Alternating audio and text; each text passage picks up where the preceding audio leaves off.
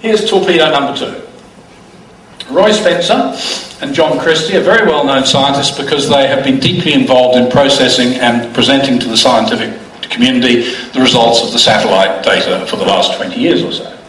They recently published a paper in the Geophysical Research Letters where they observed these climatic phenomena which occur in the tropics. And what we're looking at here, timescale, 30 days before the peak of the event and 30 days after. So these are several week-long events where you get warming phases and cooling phases, and that causes heating, evaporation and rain. So these are major rainfall events that occur in the tropics.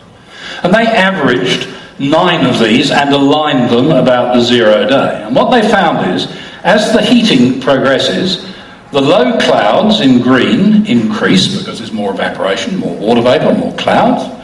And so initially do the high cirrus clouds made of ice. But shortly after the start of the event, the ice clouds decrease sharply in cirrus. Now, that cirrus cloud is trapping the infrared radiation that's going out to space. If you reduce the cirrus clouds, you let more radiation out and the Earth cools. So, this is a direct empirical, based on data, demonstration of the validity of what Dick Lindzen again coined a name called the iris effect a few years ago. It's been strongly criticised by other climatologists, and one of the reasons is that good empirical proofs of it have not been forthcoming. Well, here is one.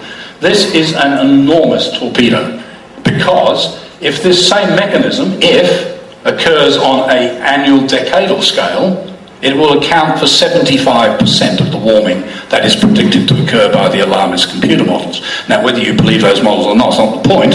Even if their predictions are right, they don't take into account this mechanism. Okay, here's the third torpedo. Chris has shown this graph. It's the carbon dioxide curve. So as we increase carbon dioxide up to today's 280, the temperature rises about 6 degrees of warming. Note that you get half of that, 3 degrees, for the first 20 ppm. It's a very effective greenhouse gas, carbon dioxide, when there's nothing there to begin with. But once you start stacking it up on top of that, then the curve levels off logarithmically, and for doubling, from the pre-industrial level to doubling, is about a degree or so of warming.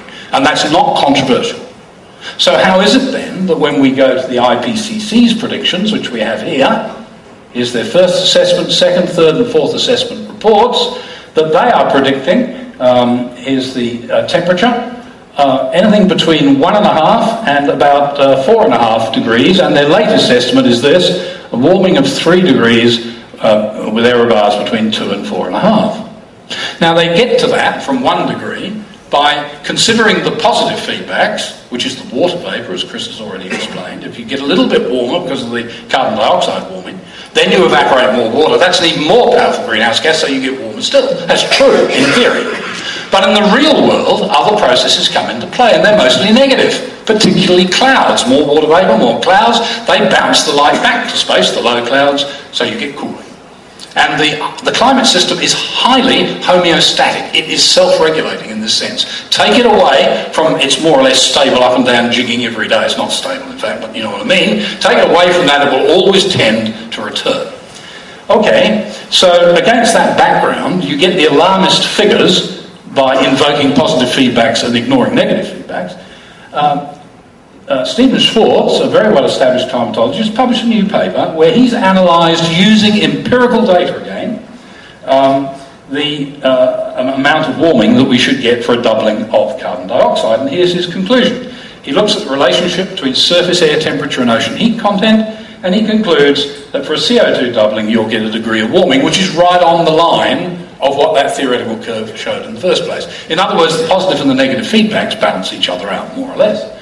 Here I've plotted that, and you'll see that even the error bar only just overlaps with the error bar of the alarmist IPCC estimate. So, torpedo number 3 is another devastating torpedo. There's no answer to this at the moment. This is good, sound, empirical science. It's not arm-waving, it's not a computer model, it's empirical science. Okay. Back in 2006, I wrote an article in the newspaper, and scientists don't write headlines like that, but occasionally you get a sub-editor who is brilliant, and in retrospect I have to say that was a brilliant choice of headline. it generated something like 50 or 60,000 hits on the web around the world within 2 or 3 days.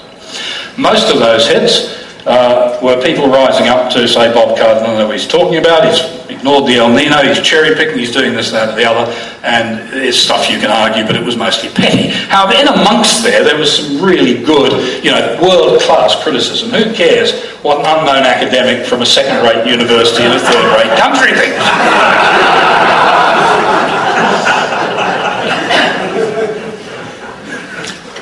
Well, some first-rate academics in a first-rate research institution in a first-rate country, namely the Hadley Centre, which is the British Meteorological Office's research centre in the United Kingdom, have just come out in one of the world's used to be leading science journals called Science. Its reputation is a bit in tatters now, as is Nature's, over these sorts of papers.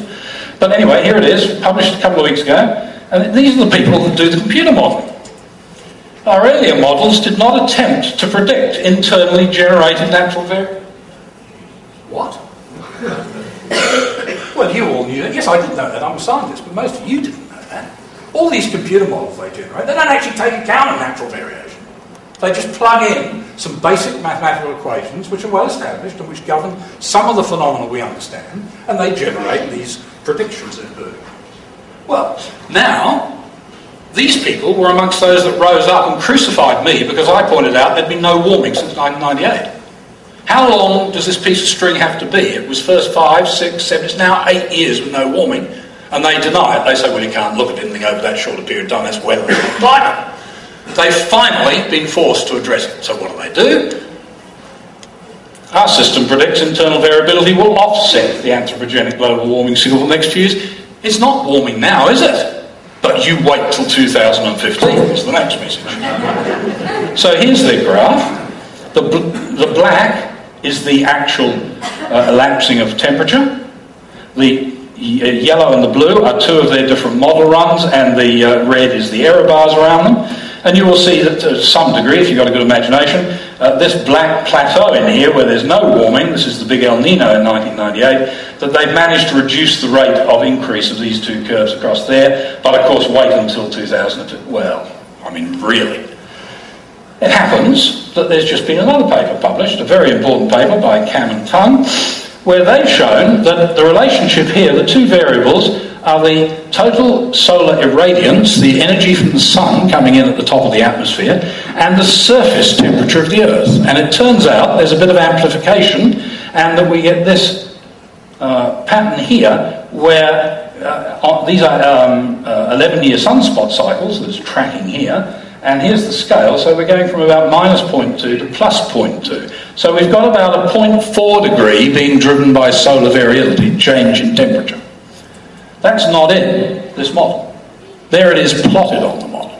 I mean, how can you take these people seriously, let alone how can they get their papers published in Science and Nature? This is not science, it's PlayStation 4 stuff.